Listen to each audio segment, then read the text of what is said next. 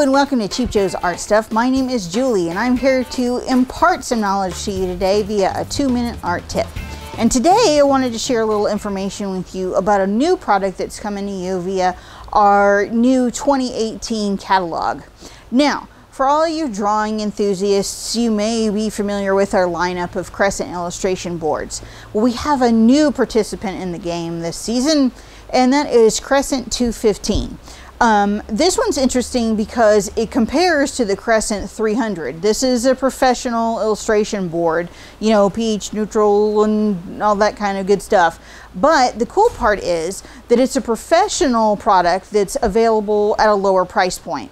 I've been using Crescent 300 for a long time now. This is a watercolor pencil piece that's on Crescent 300.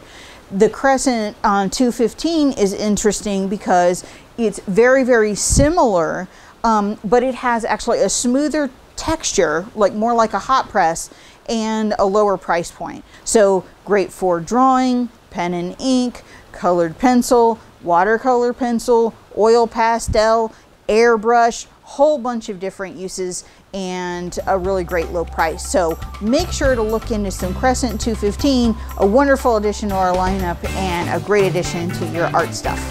Enjoy!